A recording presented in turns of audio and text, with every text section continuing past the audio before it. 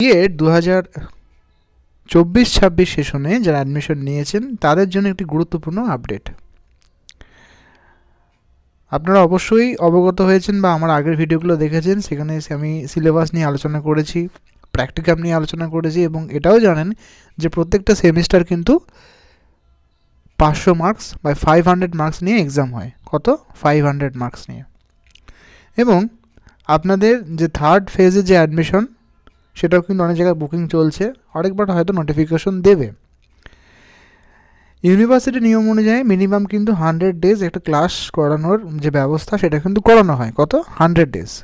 এবং তারপরে কিন্তু প্রত্যেকটা সেমিস্টারে ক্লাস হয়। 100 ডেজ কমপ্লিট করেই কিন্তু প্রত্যেকটা সেমিস্টারে এক্সাম হয়। এবং সেদিক থেকে দেখতে গেলে আপনাদের অবশ্যই রেজিস্ট্রেশন অনেক প্রসেসগুলো আছে। যেটুকু আপডেট পাওয়া যাচ্ছে সেটুকু হচ্ছে যে মার্চ মাসের শেষ সপ্তাহের দিকে আপনাদের নোটিফিকেশন আসতে পারে, একটা আপডেট আছে। এবং আপনাদের এপ্রিলের ফার্স্ট উইক থেকে আপনাদের ফার্স্ট সেমিস্টারের যে এক্সাম সেটা কিন্তু শিডিউল হওয়ার একটা আয়োজন আছে।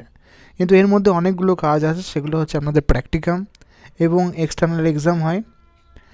সেখানে কিন্তু আপনাদের প্রেজেন্টেশন করতে হয়, ইন্ডিভিজুয়াল, এক্সটার্নাল আসেন, বাইরে থেকে পরীক্ষক আসেন। তো পরবর্তী ভিডিওতে আমরা সেগুলো আলোচনা করব যে ফার্স্ট সেমিস্টারে কী কী রয়েছে, পরীক্ষক, সেখানে পিপিটি তৈরি করতে হয়, সমস্ত ডিটেলস কিন্তু পরের ভিডিওতে থাকবে।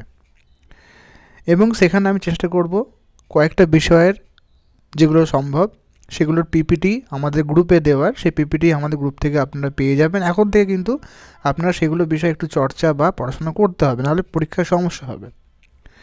আমাদের গ্রুপের নাম জেমস সানি দে এই বলে যদি সার্চ করেন টেলিগ্রামে, অথবা আমাদের পরবর্তীকালে ভিডিও ডেসক্রিপশনে অথবা চ্যানেলের ডেসক্রিপশনে কিন্তু দেওয়া আছে। ভিডিওটা হেল্পফুল মনে হলে অবশ্যই লাইক করবেন এবং আমাদের চ্যানেলটি সাবস্ক্রাইব করতে ভুলবেন না। সমস্ত প্র্যাকটিকাম, সমস্ত থিওরি আপনারা কিন্তু এখান থেকে পেয়ে যাবেন। ভালো থাকবেন, সুস্থ থাকবেন, ধন্যবাদ।